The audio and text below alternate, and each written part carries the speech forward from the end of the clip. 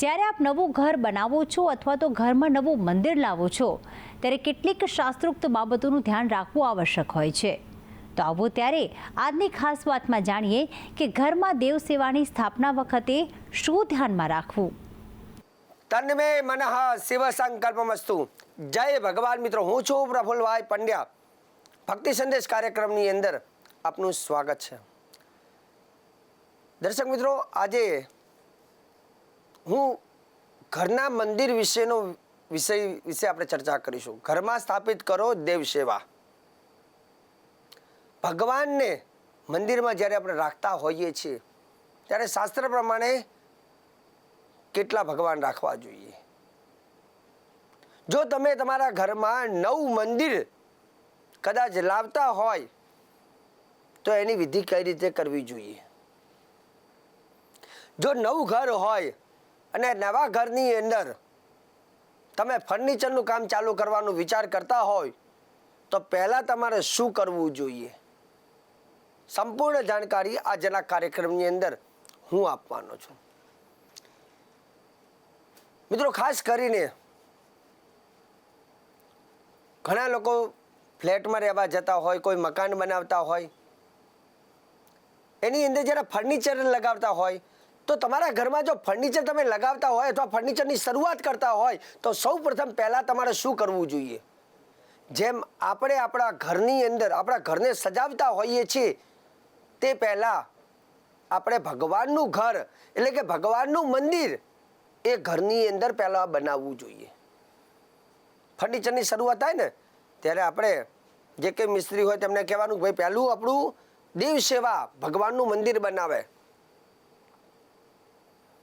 અને દેવ સેવાનું ફર્નિચર દ્વારા મતલબ એ અને પાછું લાકડું એમાં જોઈએ તો ખાસ કરીને પવિત્ર કાષ્ઠ જે હોય, સેવન છે વગેરે જે પવિત્ર લાકડું હોય તો એનો ઉપયોગ કરવાનો। લાકડું પણ પવિત્ર હોવું જોઈએ, સારા કાષ્ઠથી જ, અને એમાં પાછું સેવનનું હોય તો સૌથી વધારે સારું। ભગવાનનું મંદિર બનાવો પછી આપણા ઘરનું ફર્નિચર ચાલુ કરાવો, આ પહેલી બાબતનું ધ્યાન રાખવાનું। કદાચ તમે ફર્નિચર બનાવી દીધું અને તમને એવું લાગે કે ભાઈ હવે મારે લાકડાનું નહીં, મારે બીજું લાવવું છે મંદિર, તો બીજું કયું લાવી શકાય? આરસ। એક આરસનું મંદિર લાવી શકાય અથવા લાકડાનું બનાવી શકાય। પણ મંદિર તમે જ્યારે ઘરમાં લાવો છો ત્યારે સૌ પ્રથમ પહેલાં એમાં શું કરવું જોઈએ? મંદિરની વિધિ વિધાન કરીને જ ભગવાનને બિરાજમાન કરવા જોઈએ। પહેલાં દેવનો વાસ, પછી આપણો વાસ થવો જોઈએ। નવું ઘર લઈએ ને ત્યારે સૌ પ્રથમ એવું કહેવાય છે ઘરનું શુદ્ધિકરણ, વાસ્તુ પૂજન કરીને આપણે ઘરનું શુદ્ધિકરણ કરીએ। અને ભગવાનનું મંદિર જ્યારે બિરાજમાન કરીએ ને ત્યારે મંદિરમાં શું કરવું જોઈએ? શાસ્ત્ર કહે છે કે મંદિરને પહેલાં તો જો તમે બહારથી લાવતા હોય અથવા બનાવ્યું હોય તો એને પહેલાં પવિત્રીકરણ જ્યાં સુધી મંદિર ન થાય ત્યાં સુધી ભગવાન એ મંદિરમાં નિવાસ કરતા નથી।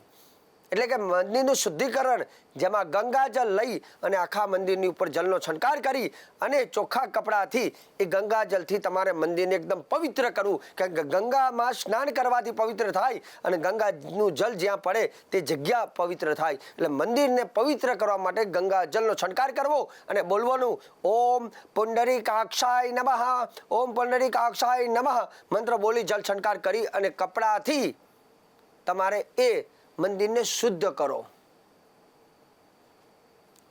ત્યાર પછી કંકુ લેવું અને કંકુ દ્વારા ભગવાનના મંદિરને તિલક કરવું। જેમાં કંકુ દ્વારા કઈ કઈ જગ્યા ઉપર ચાંદલા કરવા એ પહેલાં ધ્યાન રાખજો। સાથીઓ બનાવો, પણ ક્યાં બનાવો? તો કે જે જગ્યા ઉપર ભગવાનને બેસાડવાના છે તો એ જગ્યા ઉપર તમારે સ્વસ્તિક બનાવો। પછી જ્યાં ભગવાનની પાછળ જે પીઠનો ભાગ હોય, ભગવાનની પાછળનો ભાગ જેને પીઠનો ભાગ કહેવાય, ત્યાં ખાસ કરીને શ્રી બનાવો, શ્રીમ લખો। શ્રી કરવાનું અને આપણે શ્રી સભા જેમ લખીએ ને તે રીતે શ્રીમ અથવા શ્રી સભા લખી શકાય। ત્યાર પછી મંદિરનો જે અગ્રભાગ, આગળનો જે સીડીનો ભાગ હોય ત્યાં 5 ચાંદલા કરવા અને મંદિરનો જે ઉપરી ભાગ હોય ત્યાં પણ તમારે 5 ચાંદલા કરવા। 2 દાણા ચોખાથી તમારે વધાવવું અને ફૂલનો હાર મંદિરને પહેરાવવો. ત્યાર પછી મંદિરમાં સુવાસિત એટલે કે સુગંધ આવે તેવી વસ્તુઓ, જેમાં કપૂર ધૂપ કરી શકાય. કપૂર ધૂપ કરવાથી એ સુગંધિત જગ્યા બને છે. અને ત્યાર પછી આટલું કર્યા પછી મંદિરનું શુદ્ધિકરણ થયા બાદ રેશમી કપડું, લાલ કપડું કદાચ મળે તો એ પાથરવાનું અને એની ઉપર તમારા ભગવાનને બિરાજમાન કરવા. હવે રહી વાત કયા ભગવાન બિરાજમાન કરવા, તો હું શાસ્ત્ર પ્રમાણે હંમેશા વાત કરીશ. શાસ્ત્ર પ્રમાણે એવું લખ્યું છે ઘરની અંદર પંચાયતન દેવ અવશ્ય હોવા જોઈએ. જેમાં પંચાયતમાં પહેલા આવે છે ભગવાન ગણેશજી અને એમના 2 પત્ની રિદ્ધિ અને સિદ્ધિ, એ પહેલા મૂકવા. ખાસ કરીને કઈ રીતે મૂકવા, તો કે તમારી સામે મંદિર છે ને તમારો જમણો હાથ જે બાજુ આવે ત્યાંથી શરૂઆત કરવાની.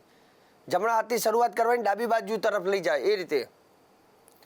તો અહીંયા ભગવાન ગણેશજીને તમારી સામે, મંદિરની સામે પ્રથમ ગણેશ અને 2 પત્ની રિદ્ધિ સિદ્ધિ. ત્યાર પછી પંચાયતમાં બીજા દેવ આવે છે. તમારા કુળ દેવ અથવા કુલ દેવી જે હોય એને મંદિરમાં સ્થાન અવશ્ય આપવું જોઈએ. આ દેવતાઓને તો શાસ્ત્ર પ્રમાણે સ્થાન આપવું જ જોઈએ. તમે તમારા કુળદેવ અથવા કુળદેવીને ભૂલીને બીજાને સ્થાન આપો તો યોગ્ય નથી. કેમ કે કુળદેવી એ કુળના મા અને બાપ છે, માતા પિતા જેને કહેવાય. કુળદેવ અથવા કુળદેવી જે હોય તો એને તમે સ્થાનક આપો. ત્યાર પછી ખાસ કરીને લક્ષ્મી નારાયણ ભગવાન અથવા બાલ મુકુંદ લાલાની સેવા રાખી શકો. ચોથા નંબરે નવગ્રહનું યંત્ર રાખી શકાય અથવા સૂર્યદેવ રાખી શકાય. અને ત્યાર પછી 5મા નંબરે ભગવાન ભોલેનાથ, શિવજી રાખવા જોઈએ, શિવલિંગ રાખવું જોઈએ. અને એમાંય વિશેષ પારાનું રાખી શકાય. તો આ ભગવાન તો હોવા જ જોઈએ. એની સાથે હનુમાનજી મહારાજને પણ રાખી શકાય, કેમ કે દ્વારનું રક્ષણ કરવા માટે હનુમાનજી હોય છે. શંખ અને ઘંટડી રાખવું જોઈએ. આનાથી વિશેષ આટલા તો હોવા જોઈએ. વિશેષમાં તમે કદાચ કોઈ દેવને માનતા હોય, કોઈ ગામ ટોળાનો દેવ હોય, અથવા વિશેષ તમારે જે ભગવાન ઉપર વધારે આમ આસ્થા હોય તો એ ભગવાનને પણ તમે સ્થાન આપી શકાય. એમાં કોઈ ચિંતાનું સ્થાન નથી. પણ બને ત્યાં સુધી એક ભગવાનના વિશેષ ફોટા અથવા વિશેષ મૂર્તિઓ ન રાખવી. એક રાખવાનું બધું. જેમ આપણા ઘરમાં પરિવારમાં આપણે બધા સભ્ય એક હોય ને, ઘરમાં એક બધા હોય વધારે સારું. બહુ વધારે 2 હોય તો એ લગ્ન કરે 2 પત્ની હોય તો ઘરમાં માહોલ કેવો થાય. એમ શાસ્ત્ર પ્રમાણે દરેક વસ્તુમાં એક રાખવું, એક ફોટો, એક મૂર્તિ રાખવી. તો આ તો ચોક્કસ આપણે કરવું જોઈએ. બીજા નંબરની વસ્તુ, એક ઘરમાં ઘણી વખત શું થાય કે છોકરો નોખો ઉપર જાય અથવા એક ઘરમાં 2 રસોડા થાય એટલે 2 મંદિર નોખા કરે. બને ત્યાં સુધી જે પરિવાર ભેગો હોય ને તો પરિવારમાં વધારે 2 મંદિર ના કરવા. એક ઘરમાં એક જ મંદિર રાખવું. જેટલા મંદિર નોખા કરો છો પરિવાર નોખો થાય છે. ઘણા લોકો તો એવું કહે છે કે ભાઈ મંદિરમાં અમારે આ ભગવાનથી આ ભગવાનને નોખા કરવા જોઈએ, વચ્ચે પારી કરે, વચ્ચે કંઈક બીજું આડું કરે, એક મંદિરમાંથી 2 ભાગલા પાડે. જેમ આપણો ઘરમાં પરિવાર હોય, છોકરાઓ હોય અને ભાગલા પડે તો મા બાપને ના ગમે. ભાઈઓ ભેગા રહે ને, બધું પરિવાર ભેગો રહે એટલું સારું. શાસ્ત્રમાં ક્યાંય ભાગલા પાડવાનું મહત્વ નથી. તો મંદિરની અંદર બધા ભગવાનને એક જોડે રાખવામાં, કેમ કે ભગવાનનો એક પરિવાર થાય છે. જેમ આપણું એક ઘર હોય ને આપણે બધા પરિવારમાં ભેગા રહીએ ને એટલું સારું. ભાગલા પાડીએ ને એટલું મન તૂટી જાય છે, નોખા પડી જાય છે. તો બને ત્યાં સુધી શાસ્ત્ર પ્રમાણે જ હું વાત કરીશ. શાસ્ત્રમાં ક્યાંય મંદિરને 2 ભાગ કરવાના, વચ્ચે પારી બનાવવાની આવું કોઈ ઉલ્લેખ શાસ્ત્રમાં નથી અને કોઈ પ્રમાણમાં નથી. અને હું હંમેશા કેવલ પ્રમાણસરની વાત કરીશ કે જે શાસ્ત્રમાં લખ્યું છે તે જ આ કાર્યક્રમના માધ્યમથી સત્ય કહેવું એ મારી ફરજ હોય છે. બને ત્યાં સુધી મંદિરમાં બધા જ દેવી દેવતાઓને એક સરખા રાખો, ભેગા રાખો અને રોજ નિત્ય એની આરાધના સેવા કરવી જોઈએ. બીજા નંબરની વસ્તુ, જ્યારે મંદિર કરો ને ત્યાં મંદિરની ઉપર ઘુમ્મટ જે ઘણી વખત શિખર હોય છે તો મંદિર ઉપર શિખર ન રાખવું જોઈએ શાસ્ત્ર પ્રમાણે. જેમ કોઈ ગામનું મંદિર હોય તો ગામના મંદિરની ઉપર ચોક્કસ શિખર હોવું જોઈએ અને શિખરની ઉપર ધજા હોવી જોઈએ અને ધજાની ઉપર આકાશ ખુલ્લું હોવું જોઈએ. પણ એ વસ્તુ અલગ છે. તમારા ઘરની મંદિરની વાત કરીએ છીએ ત્યાં પણ આપણે એક ધાબુ હોય છે, આકાશ નીચે ડાયરેક્ટ આકાશ દેખાતું નથી. એટલે ઘરના મંદિરનો નિયમ થોડોક અલગ બતાવેલો છે કે બહારનું મંદિર તમે કરતા હોય તો ત્યાં ઘુમ્મટ અને ધજા ચોક્કસ રાખવી જોઈએ, પણ ઘરનું મંદિર હોય તો એની ઉપર ઘુમ્મટ રાખવાનું નથી લખ્યું, મતલબ ઘુમ્મટ ન રાખવો જોઈએ આવું પ્રમાણ છે. મતલબ કે ઘરના મંદિર ઉપર શિખર ન રાખવું જોઈએ.